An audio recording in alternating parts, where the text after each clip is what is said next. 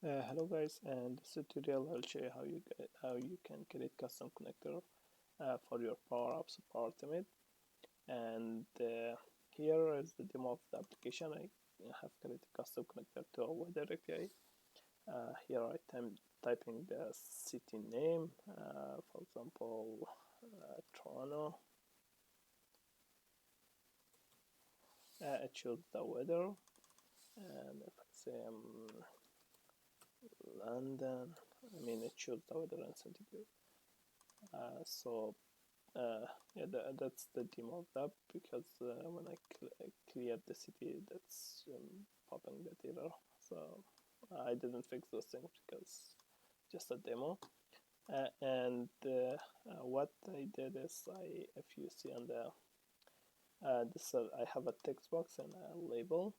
The label, you see I'm calling my API custom API connector, which I created connection, and then the get weather method. Then I'm passing the text box value and then getting the weather, current weather with and centigrade. How you can create custom connectors? If you go to your solution and your PowerApps, and then you click more, then click discover all. Under the data, you see custom connectors. You click the custom connectors, and here you click create new custom connector from blank or from Azure services or import from open API, and different options you have, so or from GitHub. So I created from blank. I'm just editing it, just you can see what it is. So here you give, when you create new API, so you give it like a color or whatever description, and then here your host API, and then you click next. On the security section, here I selected the API key for example, if you are not authentication or basic authentication or auth2, so you select type. So for me it was API key, and then the label API key, and then key pointer, and for me it was query string. If yours says header, you can select the header type. Then on the definition, you see I created a method here, get weather, and then uh, on, under the action you create this and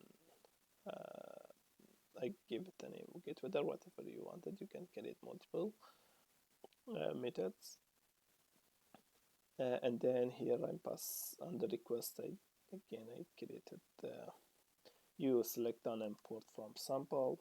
You can type of the request, and then you can pass the URL, and then header body. If you have samples, you can import it from sample.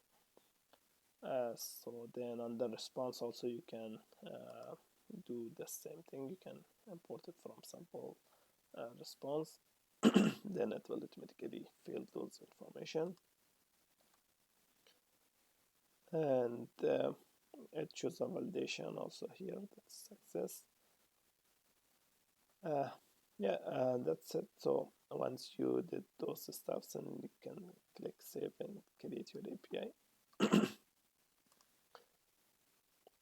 You don't have anything here. So once you save your API, then in your app you create a custom. Again, you go to your data, and then you click add data and connectors. Under connectors you see my custom connector. So that's how you add it.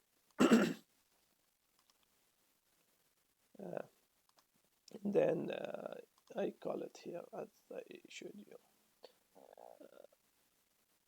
Yeah, that's it, how you can create custom connector. Thank you.